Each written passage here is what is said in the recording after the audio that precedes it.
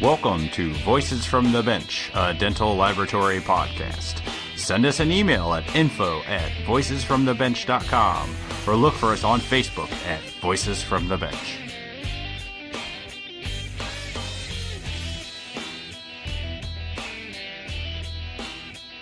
Greetings and welcome to Voices from the Bench, episode number 36. Sorry, I'm just with you. No, I'm going to use it. I love it. It's about time you start taking charge around here. Elvis loves it when I take a charge. Don't tell my wife, but I love that. I know, I was thinking that, but I wasn't going to say it. Yeah. My name is Elvis Dahl. I'm Barbara Wojin. How's everybody? How the heck are you, Barb? You having a good week?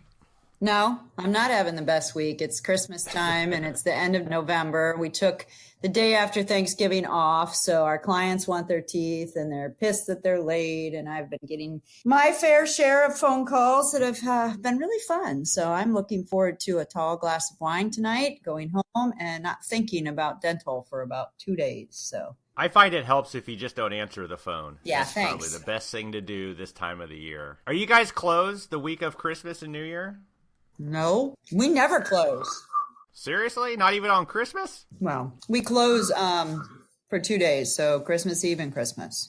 And this is the first time we've ever been closed for Christmas Eve. Really? I made an executive decision this year and said to myself, I'm going to close on Christmas Eve. So that'll probably kill me a little more slowly. But hey, what the hell? You guys give Waffle House a run for its money on its hours. That's pretty impressive. Yeah, enough about me and my whining. I'm sure everybody else in the industry feels the same way I do, though. No, we're all laid back. It's all real easy right now. It's all you. Mm-hmm. So. This week, we are starting an interview that Barb and I both feel very passionate about. You've heard us mention many times that we both sit on the board of the NADL, which is the National Association of Dental Laboratories. But today we are joined by Bennett Napier and Bob Savage. Bennett is the, shall we say, the executive director of the NADL, the NBC, and the foundation. And Bob, for the remaining part of this year, is the current president. For many who don't know what the NADL is or what they do, these two not only talk about that, but they also talk about why. So join us as we talk to Bennett and Bob. Voices from the Bench. The interview. Well, I'd like to welcome to the podcast today two individuals that really have a lot to do with our industry, and we thank them a lot for what they do. First off, we have Bob Savage from Drake Precision Dental Laboratories in Charlotte, North Carolina, also the current NADL president. Bob, how are you today? I'm doing great. Thanks. Thanks for having me on. Excellent. And then with him, we have somebody... Honestly, Bennett, I think when I first met you, I thought you were the president, but turns out you're an executive director. Is that correct? Yes, sir. Yes. Bennett Napier from Partners in Association Management is the name of your company, correct? That is correct. Yes, Elvis. Awesome. Well, I appreciate you. Thanks for coming on today. Thank you, sir. So what I thought I would do is bring both of you on at the same time to kind of talk about, Bennett, your role in the NADL. Bob, what's it like being a president? What kind of things the NADL is working on, and most importantly, the benefits of the NADL that we can let other labs know what the organization does as a whole. So let's start with you, Bennett. I find it interesting, and I know you probably get it a lot. I assumed you had a dental background before getting involved with all this. Did you? Not per se. Appreciate, the opportunity to be on with Bob today, and thank you and Barb for what you've done in launching Voices from the Bench. It's a phenomenal outreach to the community, so we appreciate that you're doing this as volunteers, literally, Voices from the Bench. So we appreciate that it's hit a great nerve in terms of a lot of people and segments of our community who wanted and needed something of this nature. So y'all have done a wonderful job. So thank you for that, first and foremost. Thank you. Thank you. I'll be quick on this, but I think it's kind of funny, the intro that you put on the table, and I'll just give Association Management 101 real quick. So when people say, who's the president? So a lot of associations, the executive director, the title is president and CEO, and then the board president, in our case is Bob, is the volunteer president. So a lot of boards, they'll say it's the board chairperson or board chair. So NADL's, just a terminology standpoint, it's always been president and staff's the executive director. So that's every association looks at that differently in terms of terminology. Mm-hmm. But functionally, there's always a board volunteer who is effectively the leading the charge, if you will, which is Bob this year. And then staff, executes on board actions. But the other piece of, asked about as far as background, I look at it from this standpoint. I know enough about dental technology in terms of building a crown to be dangerous, as Ricky used to say, Ricky Braswell. And, so I look at it from the standpoint, got a home repair, you bring in, a contractor. When you've got an association, organizational management, nonprofit issue, you bring somebody who's been trained in association management. So most, quite frankly, most associations, except for a few professions, generally the people who run them from a day-to-day standpoint are trained association professionals. So we have our own certification process for what we do, just like as we covered in the podcast, the Certified Dental Technician Program. And so long story short, my background's in organizational association management, but my dental background started in 94. I served as executive director of the Florida Dental Hygiene Association for a number of years. In the late 90s, had the opportunity to effectively interview for the executive job, which in that case was managed by a management company as well at that time. And that person was retiring. And so I was hired to be the executive of the Florida Dental Laboratory Association. And that's what led to NADL. The NADL leadership, Florida, has always been one of the larger state associations, and NADL leadership routinely would come to Florida's meeting, and that's how I met them, how they met me, and that's where the NADL relationship started in that sense. So we have Florida to blame then. I was just going to say, depending on how you look at it. Yeah. Actually, you've got Richard Hurrell to blame because he's the one that hired me. So he was the board president at the time or incoming president for FDLA at the time, and so that's but yes, depending on how you look at it, so it's been a great ride for me. I've loved it every minute. It's a great community, as you both know, and the people are what make the difference. And this is probably, be frank with you, it's just a great, it's a family. It's a small industry, and some people come and go, but there's a lot of people who have been in the industry 30, 40 years or more, and you build up a lot of very good friendships, and just because the people are just good people, so that makes all the world of difference. Elvis and I are both on the board, and, we know you and Bob very, very well. And I would definitely echo that. When you spend time with people and you're passionate about something, you forge long-term relationships. And I just think that personally and professionally that you've been amazing. I know a lot of things get blamed on you here and there politically. And I feel like it's, mostly the board's decisions, and it's the people that run the boards that make those decisions. And I just want to thank you for what you do for us. Thank you. And Elvis, you might want to edit that out so we don't get in any trouble, but I would like to acknowledge that. What's funny is I got kicked off and I didn't hear anything that you said. Come on. I got it recorded. I'll find out what you said later. Right. Just bleep the whole thing. So, Bennett, when you got started, did somebody give you a crash course on dental laboratory technique and terminology? Or how did you pick all this up? Was it just over the years? Twofold. I mean, I don't use this, but I do use this because I've got several cousins that are dentists, and even when I was growing up, I had other family members that were dentists. So at least I knew that part of the equation, or at least some aspect of it. But I'm just pretty much like everybody else in the world, except for Barb, growing up in it. I didn't know what a dental technician was, didn't know what they did.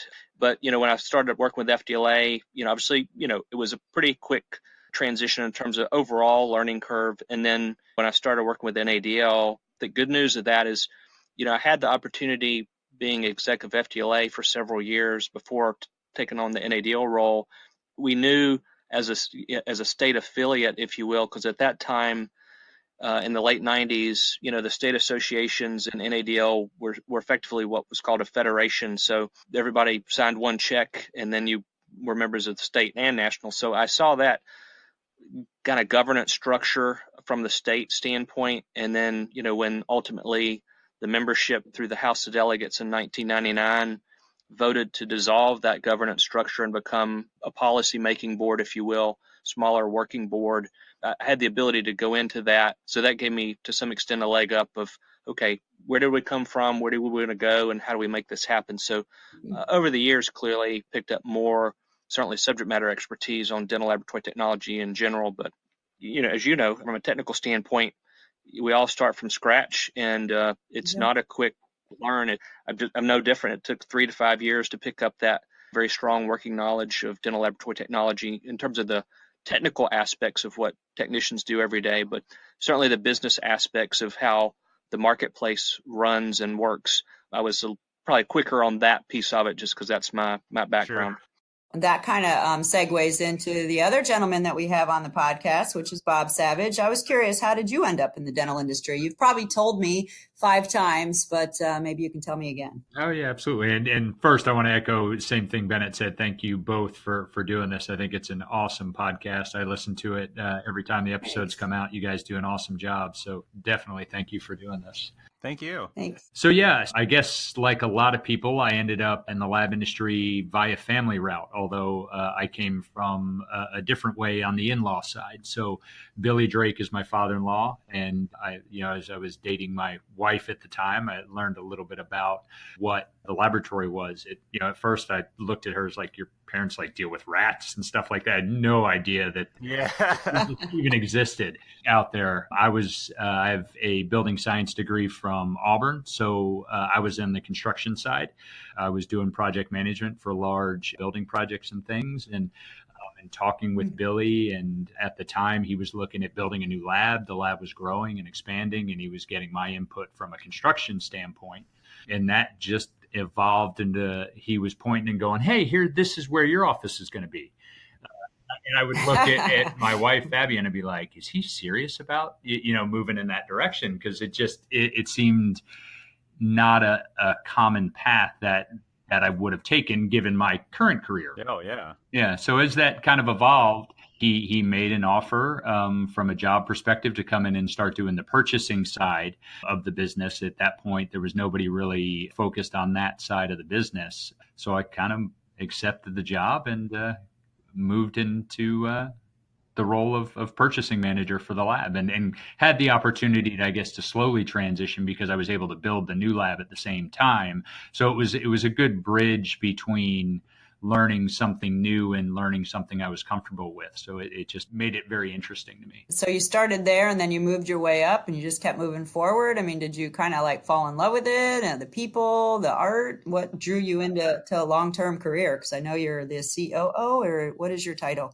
CFO on the finance side. But like a lot of labs, I mean, you wear many hats in smaller family businesses. And so I deal with a lot of different things. But yeah, I really fell in love with it.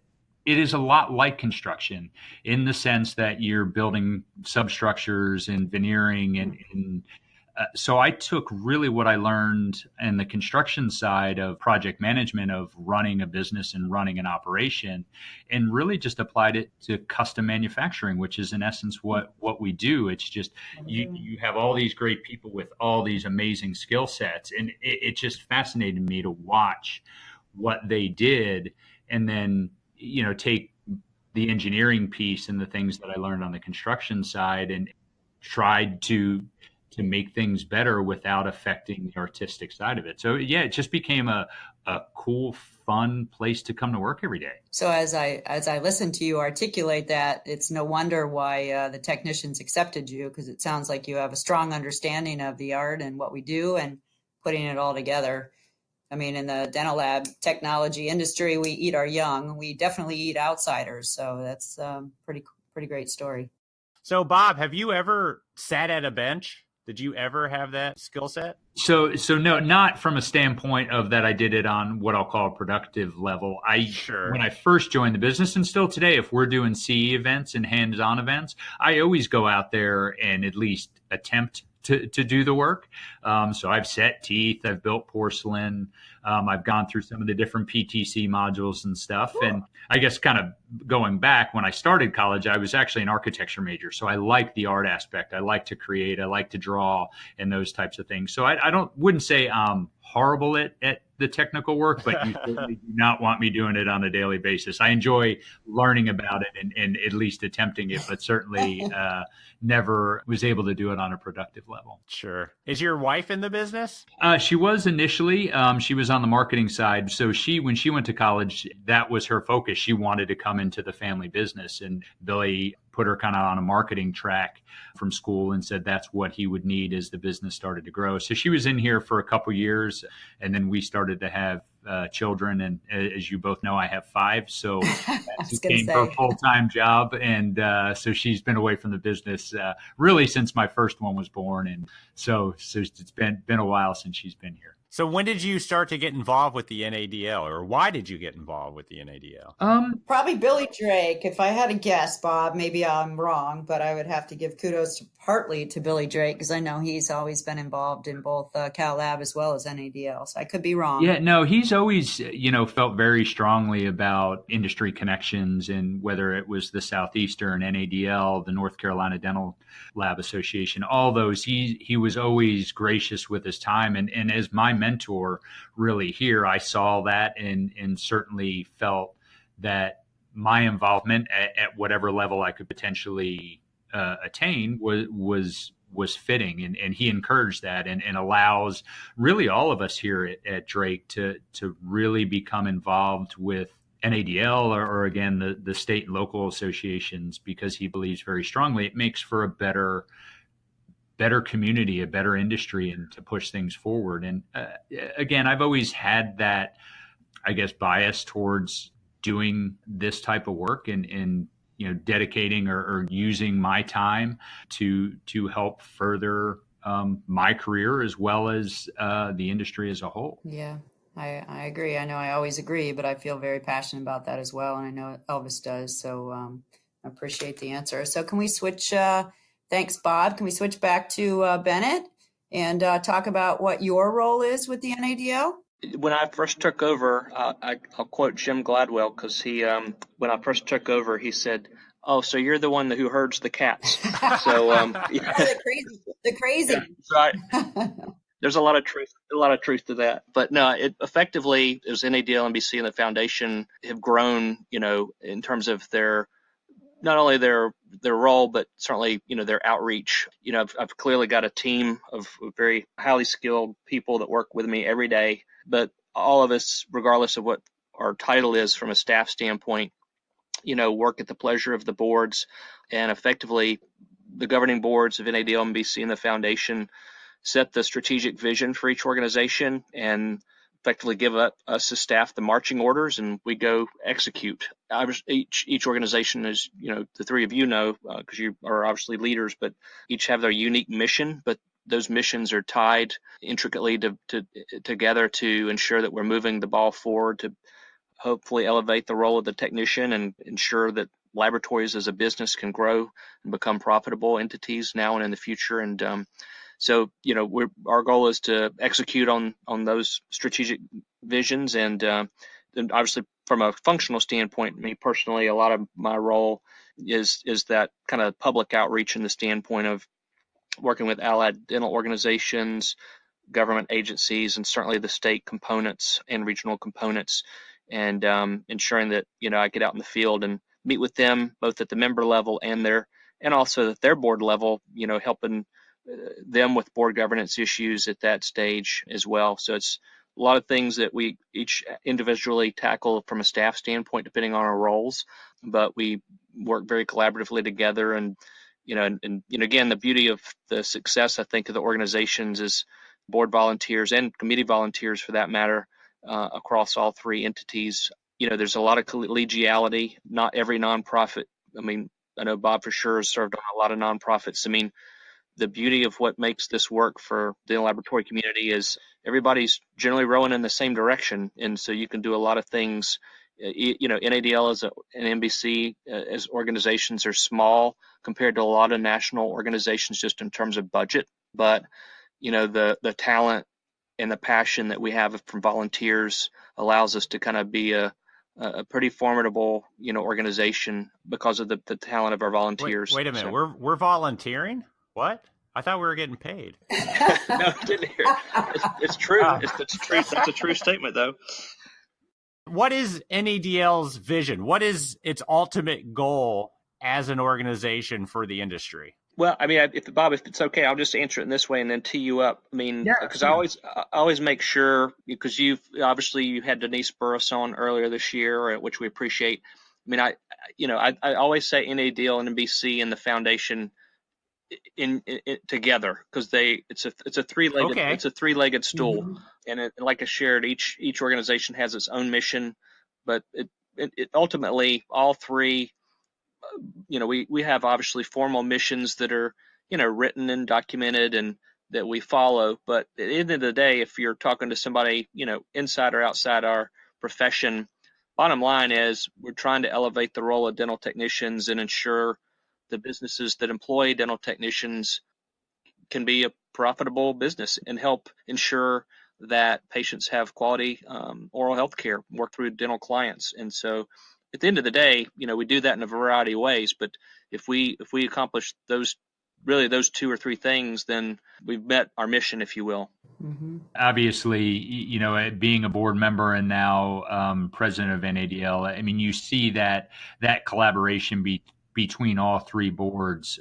We have the opportunity to all talk and all discuss and interrelate the various topics, whether it's NBC and certification or regulatory and things that NADL deal with, as well as philanthropy through the foundation. So it really is that three-pronged approach, or that the three-legged stool makes so much sense. And I think as an organization allows all three boards to function at a high level, because you have so much input. So from such a diverse group of technicians, business people, that really allows topics to bubble up and really gel together in a sense, so that you're able to accomplish so much more. So it's really cool to see. And all three boards are really close. I mean, there's definitely collaboration, and you've got your technicians who are business people, and you have your technicians that are just technicians, and then you've got your business people, and those three minds all put together. I've seen a lot of things that we've done, and we've made a huge difference in the industry. I echo that, and my time on the board has been extremely rewarding. And I've seen a lot of really good things happen. And yes, especially with Denise and all of the people that I have met, and, being involved in the foundation, it's been amazing. And now Elvis is on the board, so the only trouble ahead. Well, once I found out I wasn't getting paid, I don't know. No, I didn't hear. How many labs are members of the NADL? Is it up? Is it down? Yeah, it's effectively we've been hovering around 1,000 dental labs for the last several years that are laboratory members, because we've got additional membership categories for educational institutions, components, as I mentioned, for regional and state dental lab associations, and then we have supplier category, obviously, and then an individual technician membership category within NADL as the trade association itself. I mean, I think reality is, as we all know, with consolidation, our prospect pool, if you will, is shrinking, but our retention has generally been pretty high. I mean, the only thing I think that's affected clearly our retention is obviously, people retiring and or, the merger and acquisition activity. But in many cases, even though, a laboratory may be acquired by somebody else, in most cases, that laboratory, if they're acquired, remains a laboratory member, because the new ownership, if you will, especially if it's a conglomerate, tend to roll those in and maintain their membership. So, I mean, that's why we've, in spite of some of the consolidation, been able to hold our retention pretty well. Our new member growth, definitely, we would love to continue to grow. There's still, thousands of labs that don't belong, that should. And I always look at what's happened out in the state marketplace. And Elvis, you've done a lot with Indiana, and Barb's done a lot in Florida, and Bob's done a lot with regional boards. For some reason, the dental laboratory community, from a percentage standpoint, they're really not joiners. When you look at other types of professions or industries in terms of market penetration. And so we see that, unfortunately, at the state standpoint too. An average state association probably is between 20 and 50 members, better than not having one at all. But, it does prove the point. Numbers count. And when you have a broader membership, you can be successful with a small, passionate group. But when you've got, a strong market share, whether it's at the state level or a national level, you can definitely move mountains faster. Yeah. We're continuing to strive, to grow their membership, but also ensure that we're delivering value. We have to prove our value, which we understand that's our job, and we got to tell our story. So we've got a membership task force working on some things going into next year. The boards looked at a kind of marketing and branding initiative last year to basically make sure that we're delivering the right things to the right people. We're cognizant that it's our job to sell what we do and prove our value every year. People don't write a check just because it feels good. You got to get some ROI. So, that's our job, both as staff and volunteers, to continually to make sure people out in the grassroots understand what we stand for and what kind of resources we can provide. On the laboratory side, I look at it, the majority of our laboratory members are still small businesses in the terms of, less than 10 employees. And most of our benefits, quite frankly, are geared for that size business, in terms of allied partnerships that we have with like UPS and credit collections and human resource options. So that's really where we gear the majority of what I call our service benefits are really for the small laboratory. And to Barb's point earlier, our boards are pretty good representation, especially when you look at all three boards. Good cross representation of each segment of the market is at the table, as it should be. Mm-hmm. And so that we're making sure that we're hearing and listening to everybody's needs, because everybody, based on business models, size of business, how long they've been in the business, everybody has unique needs based on the cycle of where they are, and can't be all things to all people, but we definitely try to make sure that we are providing universal things that benefit the majority of people. Yeah, and I'd definitely like to follow up to your point that, we do. A big thanks to Bennett Napier and Bob Savage. I know I joked during the interview, but this board is made up of volunteers. We all know how much we work in our labs, stressful, long hours, but to have people who give up their free time to help our industry as a whole is how we're going to continue to succeed. As I always say, we are stronger together. And I think it puts a little bit of a window into what we do and why we do it. Some of our listeners probably aren't as political as we are, and there's good and bad to that. Not that I think it's bad, but it's some people's jam and it's not some people's jam. But I think it's really good content for people to see sort of kind of into what we do. I ask that all labs that aren't members of the NADL to look into it and ask yourself why you're not. Get on the board and make a difference. Be active in your industry and help make it better for everyone. Speaking of the NA, can't we just call it NADL? Speaking of the NADL, the big Vision 21 meeting is happening January 16th to the 19th in Las Vegas. It's a meeting about business management. If you want to talk to some labs that are super successful and pick their brains, this is the place to do it. Not only that, but Barb and I will be there doing our first live recording. That's pretty exciting. No, it won't air live, but we will be interviewing some attendees face-to-face and releasing them on future episodes. So check out NADL.org, register for the program, come and see Barb and I and record. Voila. Well said. Because the very next week after, we will be doing our second live recording at an event called Voices of Dentistry in Phoenix. This is January 25th to the 26th. Voices of Dentistry is a meeting that is based around dental podcasting. There's a lot of dentist-based podcasts out there. There's actually enough for a convention.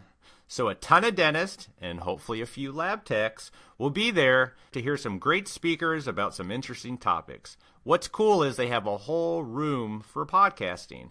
So just like Visions 21, Barb and I, Barb and I will be there to interview the attendees. This is a great opportunity to get a dentist's perspective of the dental lab industry. Check out voicesofdentistry.com to learn more about this cool meeting. And if you know of any questions you want us to ask these dentists, send them to us at info@voicesfromthebench.com. That's all we got this week. Have a good one. All right. See you. Bye.